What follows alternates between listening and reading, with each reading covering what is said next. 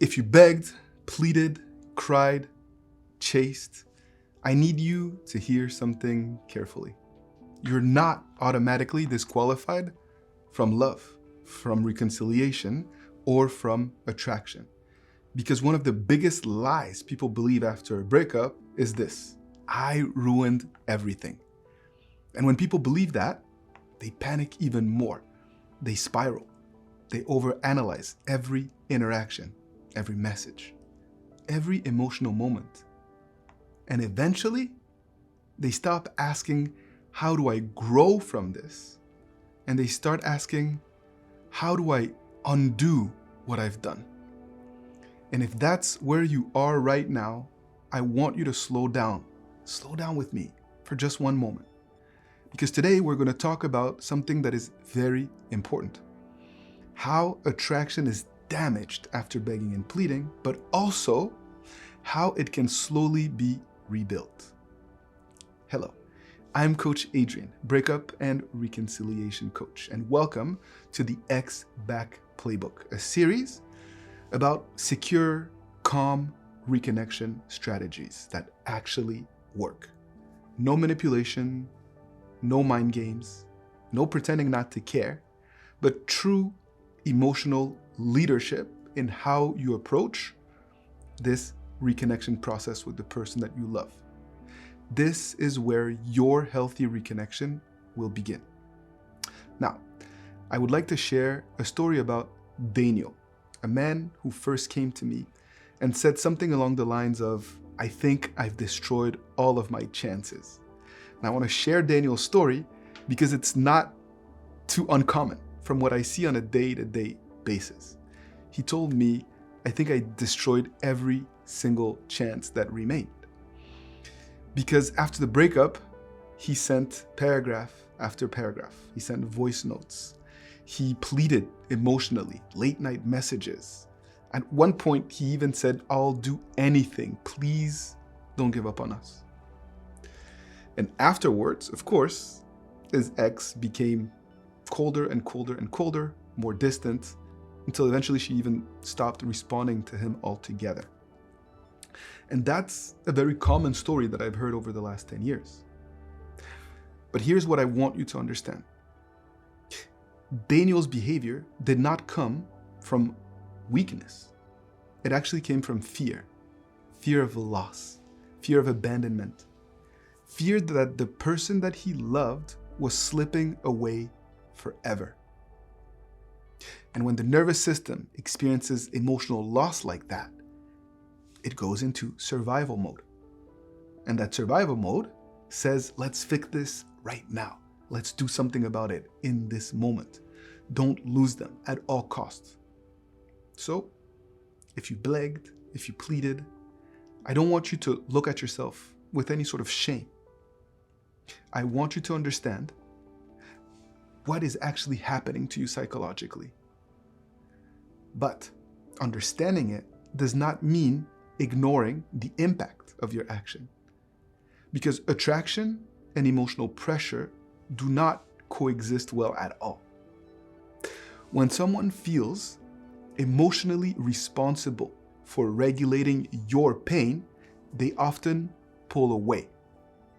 Not because they're cruel or that they don't care, but simply because the emotional dynamic becomes too heavy for them.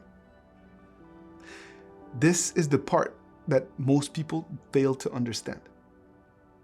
Begging does not destroy attraction forever, but it does create an emotional experience that actually changes how your ex feels about you in the moment, especially if they already felt overwhelmed to begin with. So the real question becomes, how do you change the emotional experience that your ex is feeling? And this is where most people actually make another mistake. They try harder. They press more messages, more explanations, more trying to prove themselves. But attraction is not rebuilt through convincing. It's rebuilt through what I refer to as an emotional contrast, meaning your ex needs to experience you differently than they experienced you during the emotional chaos phase of the relationship and the breakup. So I want to pause here and actually ask you a serious question. What is it that hurts you most right now? Is it the fear that you pushed them away? Or is it the fear that they now see you differently? And if you're open to it, please comment below, because those are actually two different fears. Now, let's go back to Daniel for a second. The biggest shift that he made was not some clever series of text messages. It was his ability to stabilize his emotions. Instead of trying to force connection, he truly focused on rebuilding himself, his routine, his confidence, his emotional regulation. And over time, something changed. It wasn't instant, it was gradual. And his ex stopped experiencing him as a sort of emotional pressure.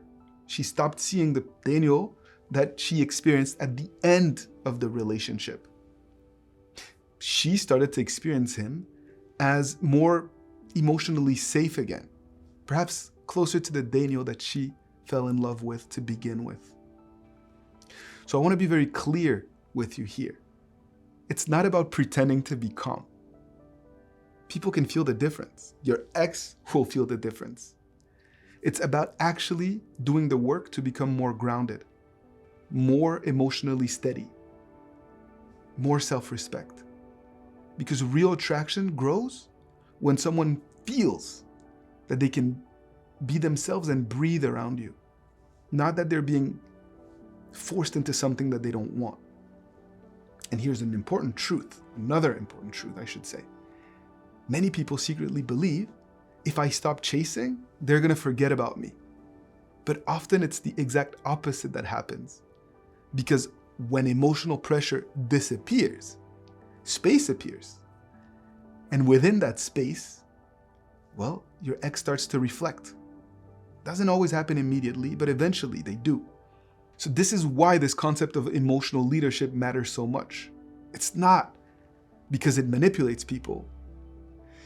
It's because it changes the emotional environment and the way that your ex experiences you in a potential relationship together.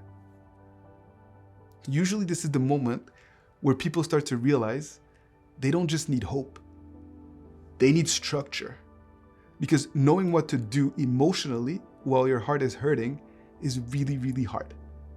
And if you feel like you need help navigating this process, understanding where you stand, rebuilding attraction the right way, in a healthy way, avoiding mistakes that keep people stuck, please know that you can connect with me and my team through the link below. A discovery session is simply an opportunity for us to better understand your situation and to explore whether private coaching would genuinely be the right fit for you. Not everyone needs coaching, but many people do benefit from guidance, from structure, from emotional clarity during one of the most challenging periods of your life. So if you're unsure where you stand emotionally right now, if you're still in panic mode or in a state of emotional shock, please know that we are here. And I also created a free clarity quiz to help you better understand where you are at and to see what supports real progress for you in this moment. Many people often ask me, okay, but what if my ex says that they need space? Because hearing that can create enormous anxiety. People hear I need space and immediately think it's over, I'm done. So in episode 2, in the next episode of this series, we're going to break down what the sentence I need space actually means on a psychological level and how to respond to it in a way that will protect the connection instead of increasing pressure, both for you and for your significant other. Remember that you are not defined by your worst emotional moment. You are defined by what you become afterwards. And that changes everything. So keep fighting the good fight, and I'll see you in episode 2.